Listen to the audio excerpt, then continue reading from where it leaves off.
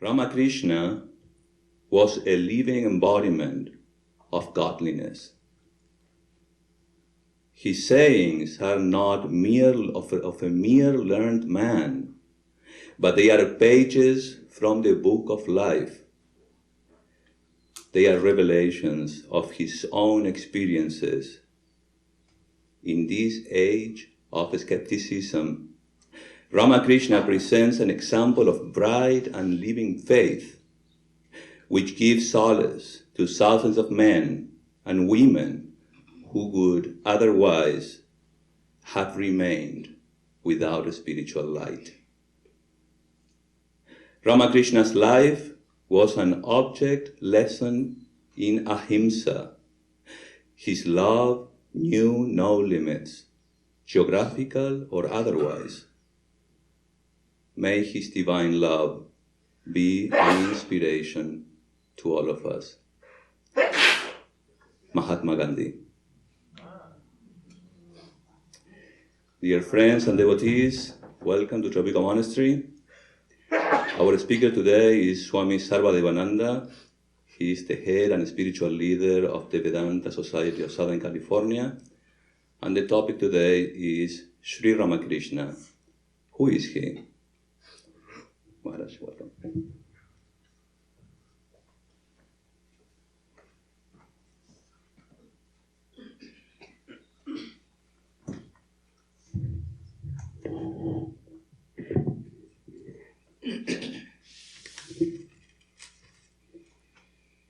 Om Hridayo Kamalamadhe Rajitam Nirvikalpam Sadasadakilo Vedatitamekasharupam Prakriti Vikriti Shunnam Nityam Anandamurting Vimala Paramahangsam Ramakrishnam Bhajama. Om Shanti Shanti Shanti. I meditate upon Sri Ramakrishna, the ever pure and exalted Paramahansa Sannyasi. He always shines as the unmodified, ever blissful, immanent self in my heart, an incarnation of the One, the Supreme Self, or Brahman. He is beyond the diversifying effects of time, space and causation. He exists, transcending the qualities of nature. Our salutation to him again and again. Oh, peace, peace, peace be unto us all. Good morning. Good morning. And it is a wonderful, bright day. And we are here to talk about Sri Ramakrishna. But our topic is Ramakrishna. Who is he? This Ram monastery is named after Ramakrishna. That's why you come here. What's the name? Ramakrishna Monastery. Monastery we know. But what is this guy Ramakrishna? And why it's so important that we should have to think of him or feel something special. Actually, Ramakrishna is the consummation of all the spiritual experiences of the people of the world of all times to come. Rabindranath Tagore, the great poet, mystic poet of Nobel laureate poet of India, he didn't write much about Ramakrishna. But he was asked to preside over the 100th year of celebration, 100th year of Sri Ramakrishna's birthday celebration. That time he wrote 4 lines. And those only 4 lines talk so much about who is Ramakrishna. He says that Bahu Sadhaker Bahu Sadhanar Dhara, the streams of the practice the flow of the practice of all different saints and sages, a nameless, endless saints and sages, মিলিত হয়েছে তোমার জীবনে, has mingled into your life. And all the streams of practice in all eternal time of human history, that has been practiced in the life. That's why it is said, Bahu sadhaker, Bahu sadhanar dhara. How many ways people practice love God. How many ways people think of God and meditate and try to see and feel the existence of the Lord inside. In your life, dhyane tomar milito, in your meditation, they are mingled in one place. Tomar jibone, in your life, অসীমের লীলা পথে, in the journey of the infinite, নূতন তীর্থ রূপ নিল, a new pilgrimage, place of pilgrimage has been created by you. And where the love and respect from all people of the world come here, and my adoration also goes at your feet.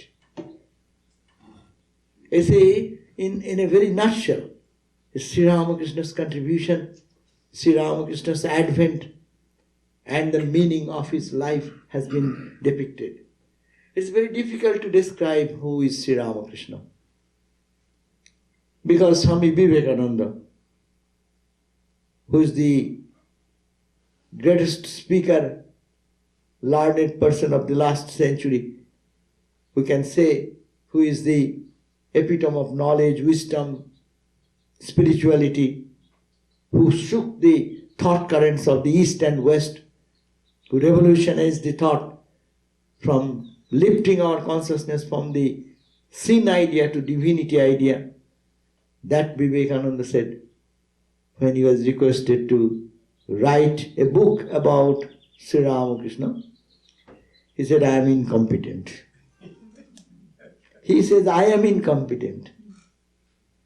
He says, shall I make a monkey out of a Shiva image? To create a Shiva image, shall I make a monkey image?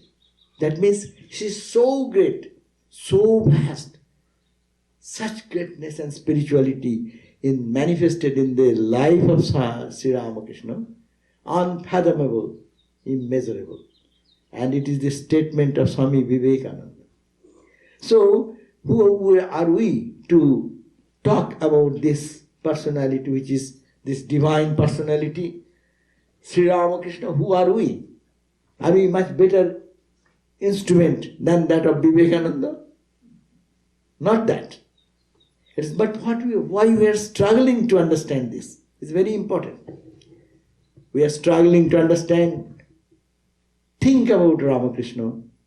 He is like a touchstone. And touchstone makes everything gold. That is the story of the touchstone. Touchstone touches everything. It instantly makes it gold. So whatever may be our elements, we live in different levels of our mind and different states of our mind. When Ramakrishna is touched in a pure stainless form, it lifts us immediately. So that is for our benefit. We are trying to think about Ramakrishna and who he was, only he knows. Swami Vivekananda, when he passed away, the day he was passing away, he was just talking to himself while he's coming down or last saluting the temple, Sri Ramakrishna in the Belur Mott in Calcutta. And while he was coming to talking to himself, if there were another Vivekananda, then he would have understood what this Vivekananda has done. And now that Vivekananda says, I cannot talk about Ramakrishna. He is so great. So, but as I am saying, it is for our benefit to know of such a life which harmonized all the conflicting religions of the world. Major point in the world crisis today, look at that.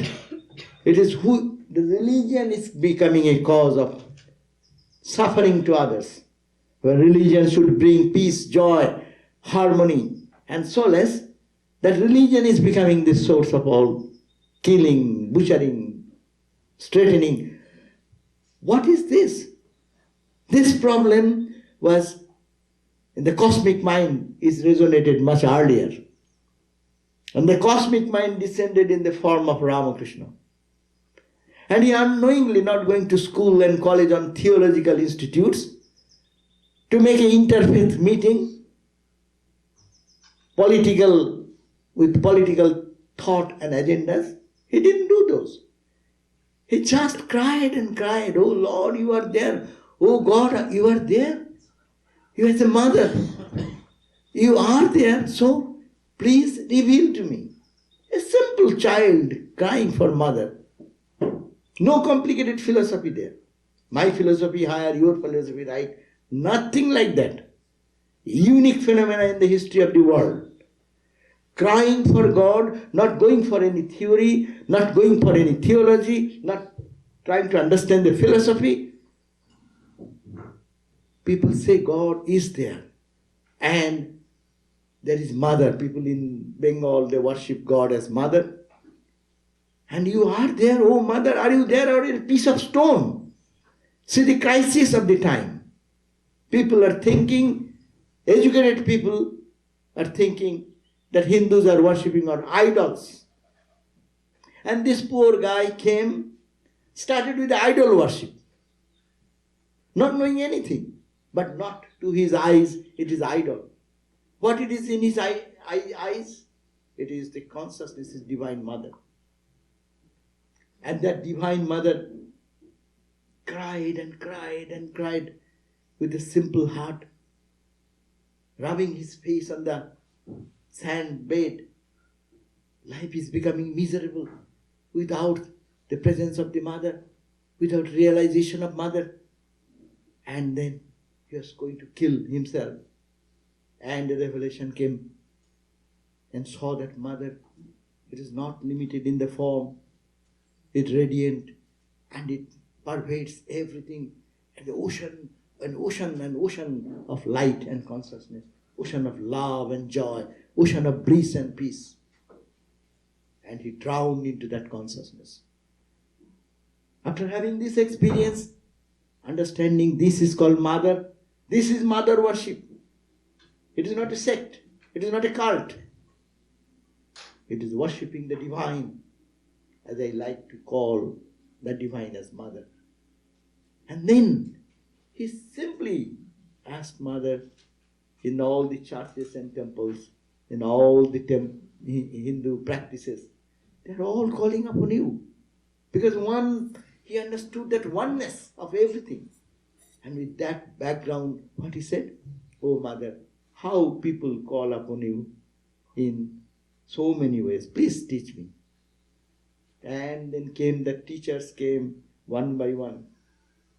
And he practiced that discipline, this discipline, worshipping God as Shiva, worshipping God as differently, tantric way, Vaishnava way, and all these practices.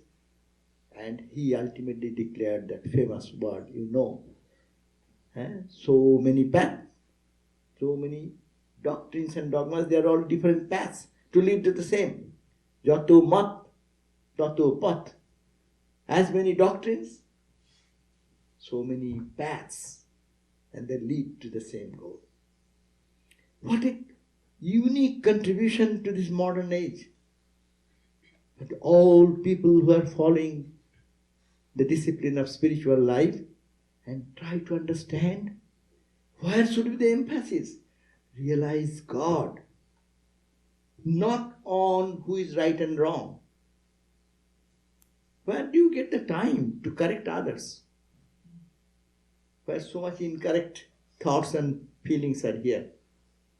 Sri Ramakrishna is the ideal of this age, to break down all this struggling and fighting counterparts of religious leaders and religious dogmas.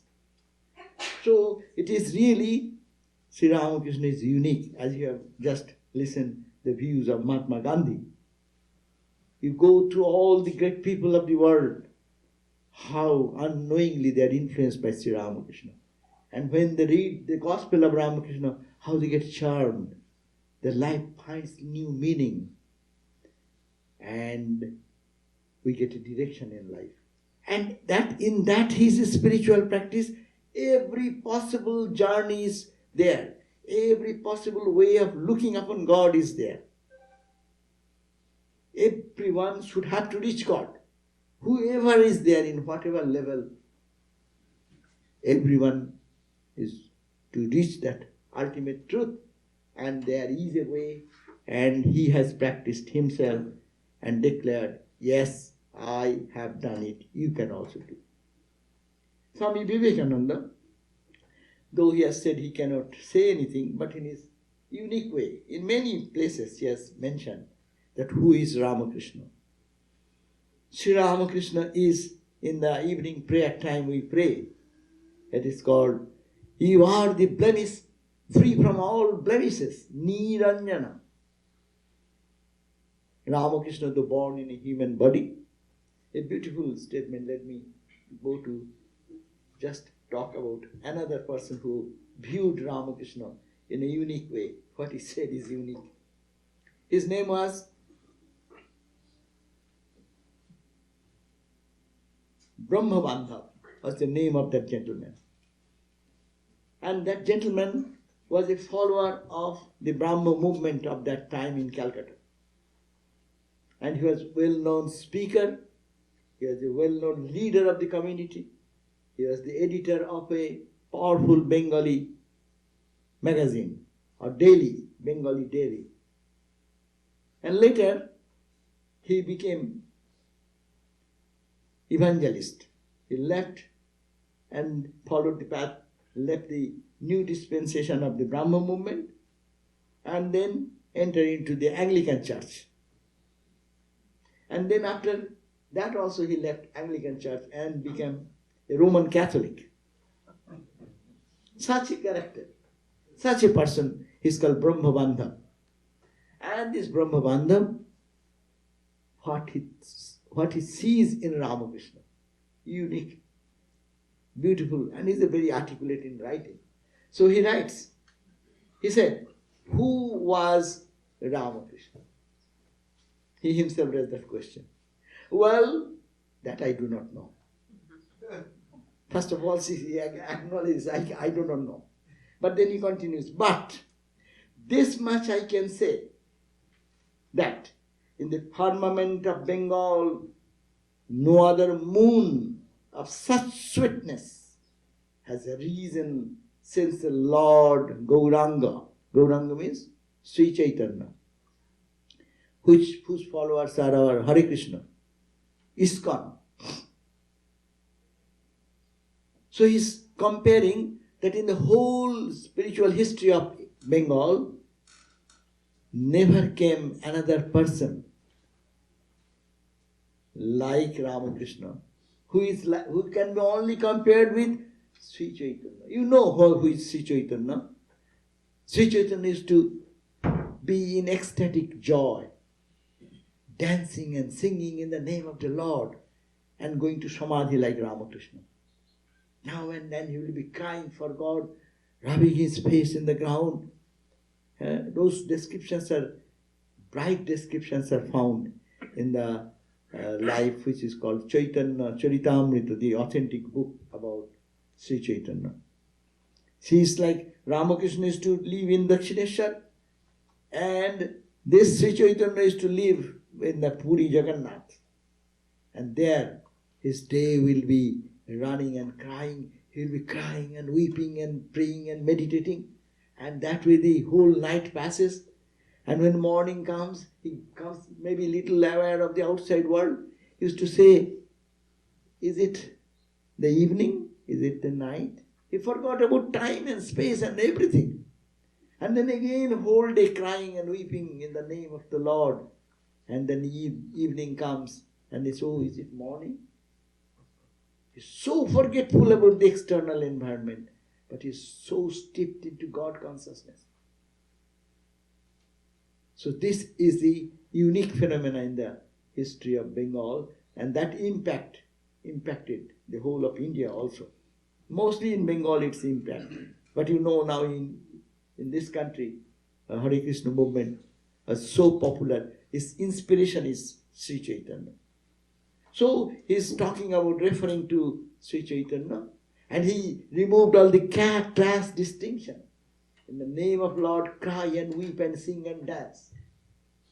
So that was the uniqueness of Gauranga. He refers that is in parallel. We can only bring this parallelism that only Sri Ramakrishna may be compared with Sri Chaitanya.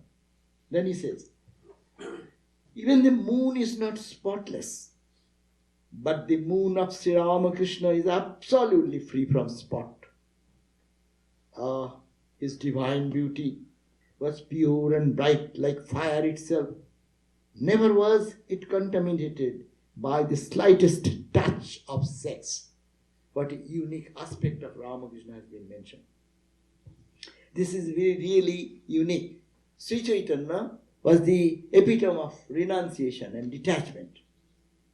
This month also, it is Sri Chaitanya's birthday just passed. So this month Ramakrishna and Sri Chaitanya two are born in the same month according to Indian calendar, lunar calendar. It changes every year a little bit according to the moon condition.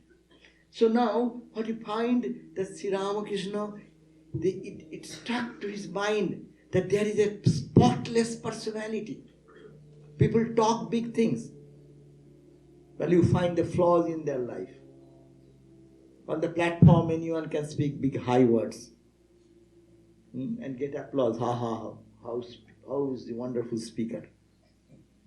But when go to the personal life, see their weaknesses: lust, greed, meanness, unkindness, and also moral character.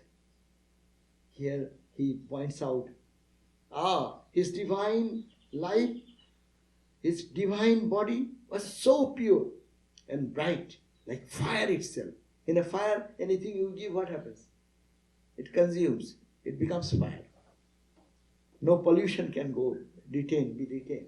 Rather, when you bring the ore from the ground, aluminium ore, we call bauxite and other things, then you put into the blast furnace. So high temperature. What happens? It removes all the dross and the pure aluminium comes out. So fire has that quality. So it is his body was fire, where no idea of sex can touch there. Sex only on one level through which people feel joy. But there are other levels to feel the joy. And that as you move in a higher chakra, then your joy becomes intensified more and more and more, greater and greater, and it reaches here. That is the highest. And Sri Ramakrishna lived in highest consciousness all the time. No question of sex idea arise in his mind, or people around him cannot keep the mind so low. Mathur Babu, you know the story. In the life of Ramakrishna, Mathur was the landlord. And he used to love Ramakrishna because of his innocence and purity. So he thought that Baba, he used to call Baba. Baba was his father. This Ramakrishna is too much God intoxicated. So we had to try something to bring his mind down.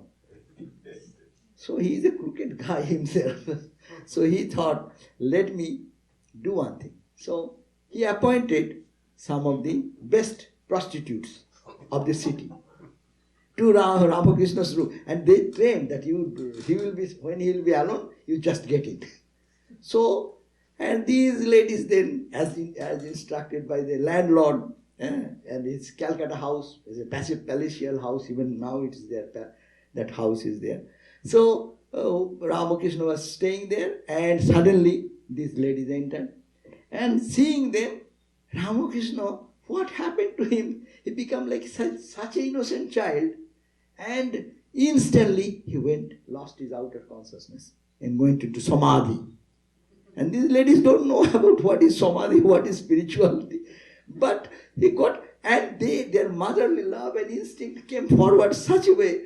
Someone started running for bringing some water, cold water. Someone started bringing some fan and fanning and to take care of the baby, as it were. And later on, these ladies scolded Mathur. Why did you send to mass to such a person who is God into? Don't you know anything? And it is really exceptional that mind, as soon as the idea of sex and money comes, it goes into another realm. Body does not receive that. We call allergy, no? Our body does not take that, no? Some pollens. Maybe I may be allergic, you may not be. But Ramakrishna was allergic, not with the physical pollens and other things, but allergic to lower propensities of mind, sex and what you call the greed, lust and greed, two major coin. That's why the whole synopsis of his message is lust and greed, lust and greed. Be careful of lust and greed. If you can give up, then you are already divine. And he is the epitome of that example. Actually, in the Bhagavad Gita, you will find that when a man of realization actually is established in that Brahman consciousness, then what will be their state? They will be in such a spiritual mood that with any concept of this lower propensities come, their senses will be like a turtle, tortoise or turtle. So what happens? You know how the turtle moves, extends his mouth and moves like that. And now any obstruction comes, what happens? Sucked in. And sucked in, now you can cut, chop. But the mouth will not come out. Isn't it? In the Gita it has been said, man of illumination of the highest degree will be of like that. Any type of sex idea or anything, if it touches them, they will be withdrawn. The organ will be withdrawn in such a way that you will be, and he will be in divine consciousness. This we have read in the Bhagavad Gita. Match Ramakrishna's life. There is no parallel example here in the world. It has been recorded. The book tells like that. You can read the life, divine play of Ramakrishna. No? Then you can find it. So that is the spotless life, the stainless life of Ramakrishna. Really unparalleled. And Brahma Bandhav is focusing on that. That idea of lower thought does not arise and cannot arise. And if it comes, he shoots up somewhere else. He's gone, like the head of the turtle. One sucked in, it's not coming out. You can cut it to pieces, still the head is not coming out. Can you imagine this type of spirituality? What a depth of spirituality. What type of life is that life? Ramakrishna, with the coin, touching the coin in the body, his whole body swings, it becomes bent like that. We jokingly say, if we touch the coin and that coin goes into our pocket, we bend also, it goes this way. And for Ramakrishna, it bent in such a way, he is gone, his body is bent and his mind is shoot up somewhere else. He is not there, he is a dead body. Physically, he is a dead body. So this is the two great ideas what we find manifested in Sri Ramakrishna's life. We read in the scriptures, but we do not see the example before us. We never hear this example. We thought that those statements are excessive emphasis on purity and this and that. But it is the fact when one can, and Ramakrishna stands there in that divine glory. Not in less ananda, mind it. The ananda, the joy what one can get through sex is not less in Ramakrishna. He is getting it in a higher degree. And so much he is sucked into that level of joy. Million times joy of that joy. So who will care for 1 penny if you get 1,000,000? So we do not know that. So spiritual life helps us to get that type of joy and innocent joy, pure joy, and love, and fulfillment that time. So he says that his life was like a fire, bright, it is like fire itself, and never it was contaminated by the slightest touch of sex. And he's talking about Holy Mother also. They're married for the ideal household life. You see, Ramakrishna stands there. He didn't come for the monks, few monks. He came for the whole humanity. Not for India, not for Bengal, not for... It's the whole humanity, whole world. To set an example before. How to make the household life peaceful. How to make the household life divine. It will be heavenly. How every marriage can be lifted into that level if we have that spiritual attitude. Sri Ramakrishna is unique. Sri Ramakrishna said, I have done 16 annas. You know, in early days, 16 annas is equal to 1 rupee or $1 in Indian currency that time. Like 100 cents to $1 now. So 16 annas was equated to 1. Ramakrishna said, I have done 16 annas. I have done the full practice. You need not have to do that much. You will do a little bit of it. And then he will come. His grace will dawn on us. And rest of the thing will be lifted to us. So he says, and he was married. He was married. When he was married, his wife was only 6. See the marriage. His wife was only 6. And 10 years after his marriage, he met for the second time this woman. After marriage, that was the 6 years girl. And after so many years of God intoxication, he saw Holy Mother second time. And this woman, and about her, he is saying she is also chastity personified. He said Ramakrishna worshipped her when she was 16 as the Divine Mother. He followed all the Hindu rituals and then offered his rosary at her feet. This is the way, how to respect. We look upon a person as a person. Husband looks upon the wife as wife. Wife looks upon the husband as a man. When the personality comes, 2 personality classes. When you go beyond personality, when you reach the truth, the same here, the same truth here, then love becomes pure, sanctified, divine, deep, and that is unchanging flow of love. That is love, real genuine love.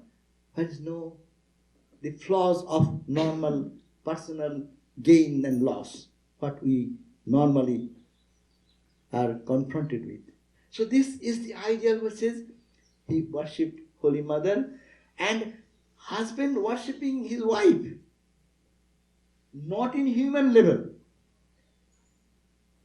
One man can worship another woman because of the beauty, bring garland of flowers and this and that you can do. But it is not for that. Here is the love, all the spiritual practices and the treasures, all the powers, spiritual powers, which practice can bring it. Everything has been offered at the feet of the mother. And she, when this offering was going on, Holy Mother is in Samadhi. And who is offering? After offering, he also went into Samadhi. That is the loving relationship. See, where you join. And what type of reverence. One day, Ramakrishna was lying down and Holy Mother was stroking the feet. Holy Mother asked directly, what do you think about me? Wife asking husband, no? It's a private talk. But that private talk has become universal now. It is open to market. What he said? Ramakrishna instantly responded. The mother who is worshipped in the Kali temple, the Divine Mother, the mother who has given birth to this body, and he or she who is stroking my feet, same. What is the attitude? What is the attitude for the wife? As I said, this is a set ideal for the world. They don't come for their own purpose, for the good of the humanity. Can we set a little level of this respect and love for each other? To look upon the wife as the spark of the divine. And the wife will also see the spark of the divine in the husband. Can it be done? In the ancient Upanishadic time we know it was possible and it was done. That Jaggavalkya talking to Maitreyi in the Upanishad. And there is this talk. That who is inside here, that is inside there, no? But it is demonstrable. Can it be demonstrated in life? Is there any example of this? In the ancient time, thousands of years, some book says like that. It's a theory. Can be applied. And he has proven that it is applicable to the highest degree. But as Ramakrishna said, you need not have to go up to that far. You do a little bit of that. Then every relationship will be divine relationship. Is it not? This is Ramakrishna. Who is Ramakrishna? This is Ramakrishna. To give us this glimpse of truth and to change our lifestyle, the thought process, to generate that divine relationship, which is already there, but we have forgotten. We don't focus on that side. We focus on the minor distinctions and differences. What you said, what I said, what you did, what I did, and that becomes a big issue. Huh? Because we don't focus on the highest thing. So Sri Ramakrishna gave us the glimpse of that. And then Holy Mother stands for that ideal. Then again, this same Brahmabandhav is speaking. Who is this Ramakrishna? He was a knower of Brahman. It is too small to say he is a knower of Brahman. He was Brahman himself. He is descended as a human being, as a human incarnation like Christ and Buddhas. He is there. Then he says, continues, who is this Ramakrishna? He is the prince of the sadhakas or aspirants, spiritual practitioner. Among all the spiritual practitioners, he was this prince. He prescribed, he practiced the main spiritual disciplines of various religious sects of the world with great sincerity, intensity, and love. He has no time to hate. Rather, he took Islam and took the cream of Islam and practiced. He has no spending a second.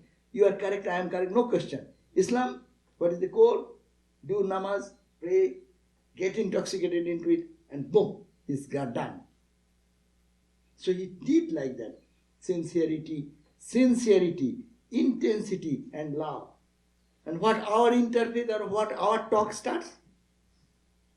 My religion is good, but your religion, those are the bad things. And my religion, these are the bad things. Why are you spending time on that? Go straight to the core of religion. Suck the honey. Why are you loitering around and creating noise into it? Even going to find the harmony, there we fail. But Ramakrishna's path, as we are all here, we are all Ramakrishna's followers. In this sense, try to respect every religion. Don't talk about any religion bad. Just dive deep into your own practice and let everyone take the responsibility.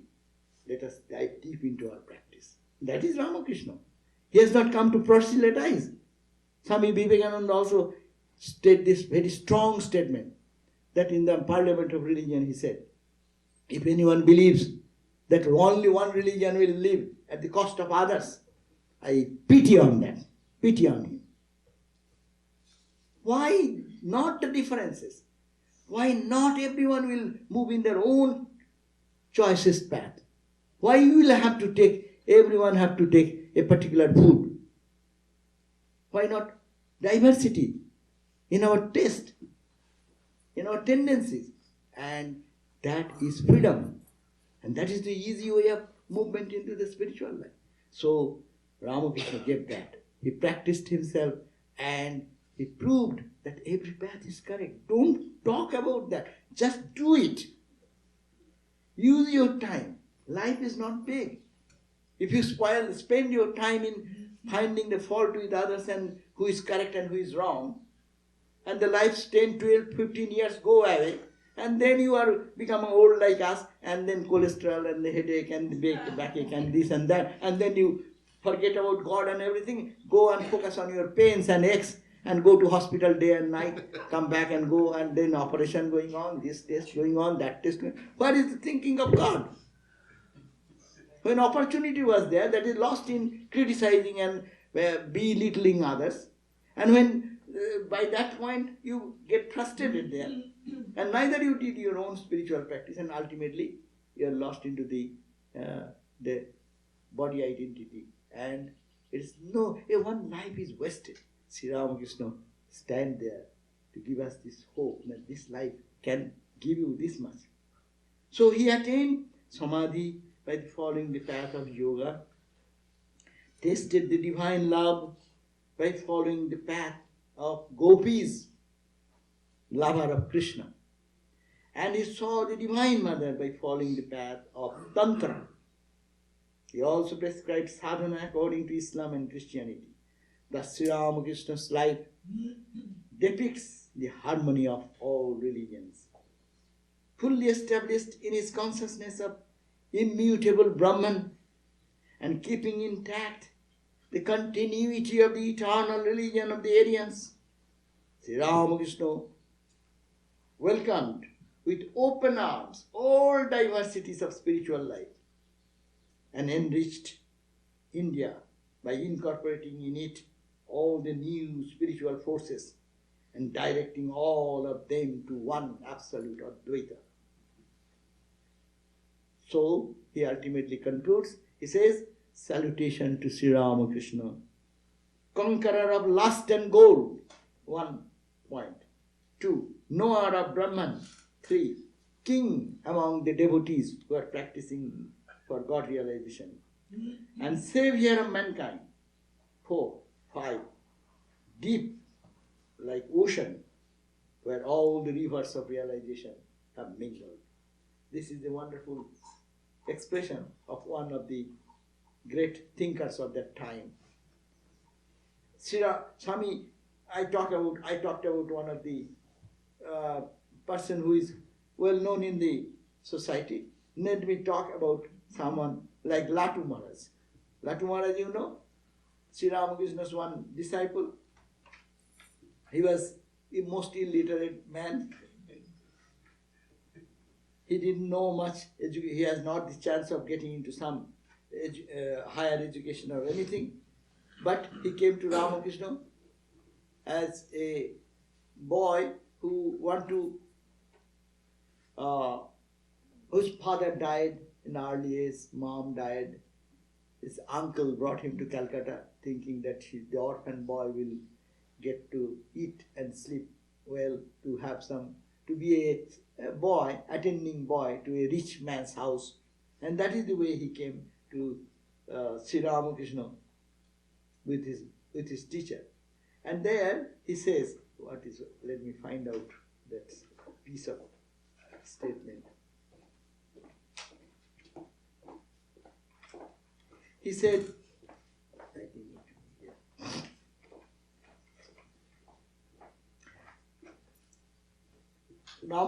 okay, let us go. I'm not finding that quotation here. That's wonderful to hear that how Ramakrishna was viewed by this so-called illiterate person like Latu Maharaj. But we can quote a few people how they viewed. The French savant Roman Roland, he said, the man whose image I evoke here was the consummation of 2,000 years of spiritual life of 300 million people. His inner life embraced the whole multiplicity of man and God. That is, according to Roman Roland, the view of Sri Ramakrishna. So 2,000 years of spiritual practice for whole of India, for 300 million that time, that all has been mingle into the life of Ramakrishna. As I told you about the Rabindranath Tagore, I just read this, it will be exact what he said. Diverse courses of worship from varied springs of fulfillment have mingled in your meditation. The manifold revelations of the joy of the infinite has given form to a shrine of unity in your life, where from far and near arrive salutations, to which I join mine own. So, Swami Vivekananda has a unique way of talking about Ramakrishna, though he says he does not know Ramakrishna. He said, the life of Sri Ramakrishna was an extraordinary searchlight under whose illumination one is able to really understand the whole scope of religion. He was an object lesson of all theoretical knowledge given in the scriptures. That's important. Normally we get confused. Even many of you have little experiences. Maybe you have little vision. But sometimes you are confused whether it is vision or it is hallucination. What is the proof? It is not hallucination. Two things. One, it will have a permanent impact. Hallucination, it will create more confusion. Today you have seen something and tomorrow you are not getting that, you will be confused. What was yesterday's experience? And if your life is not transformed, if you don't find permanent peace and joy, then it's not experience, real experience. And another thing, your experience is right. What is the proof? Proof is that, did anyone have that experience before? That's why you have to match with the scriptures. Scriptures are our guides. What are the Upanishads? What are the Bhagavad Gita? They talk about. It is the experience of the people of wisdom. So if your experience matches with another, then you can say, yes, mine is right. That's why we call science it is verified and verifiable. So this is the point of experience. Experience means someone has experienced it in the past and it is noted down or written somewhere, and you also have that experience. It matches with that. So it is to be, and Sri Ramakrishna's life is to be matched with the scriptures. Experience, what has been meant in the life, does it match with the experience of the ancient sages and saints who have realized the divine? If it does not, then we can discard it. But Sri Ramakrishna's life was really unique, that all the experiences we find written here and there, you can find manifest, and something more. That's why his life, Swami Vivekananda said, like a searchlight. It focuses and gives you the clarity of spiritual life. In that way, in Ramakrishna tradition, we don't talk about miracle and this and that. This digressing. Why not go straight? See the thing right straight. Feel the joy, feel the presence. That is the direct approach. Ramakrishna's experience really unique. Even the scriptures where they didn't say much, Ramakrishna stopped till then. In the Upanishad there is a story. You have heard about the story. That there is a bird, in the same bird there are different branches. And in the lower branch, we are the lower branch people. We are like birds, and sometimes you get a good sweet food. When something good comes, we are happy, happy, happy. And something bad comes, what is this? Why it is me? So the bird biting this and that, sometimes happy, sometimes unhappy. So when you are happy, we don't care for anything. But when you are unhappy, then we look around and we get disgusted. And suddenly eyes go, oh, there is a bird. The bird is so peaceful. This Christ, Buddhas, Ramas, the saints of the all religions, see how peaceful they are. So that's the looking up. So the bird then felt attracted to go closer and closer hopping, hopping, hopping, hopping towards, we are all hopping towards God in our own way. Maybe someone is quickly, someone slowly, but we are all hopping towards that. And then he said, the Upanishad declares that the lower bird then comes very close to the upper bird, which is our real nature, and then become one. That much was the expression given in the Upanishad. Ramakrishna explained little more, graphic description. He said that the lower bird is hopping up and up and up and up as it comes very close to the upper bird. Upper bird is our divine nature, absolute purity, absolute joy, absolute bliss, Satchidananda. Depicting the upper bird, then Ramakrishna said, it opens his mouth and the lower bird enters into it. It's a graphic description. When the lower bird enters into the upper bird, then what happens? Who is there? Nothing but the upper bird. So only God remains. This little individuality, this little failures, frustration, or that person who is in the middle of this, that everything is sucked into that and it becomes that Paramatma. Like that, that's why you have to understand.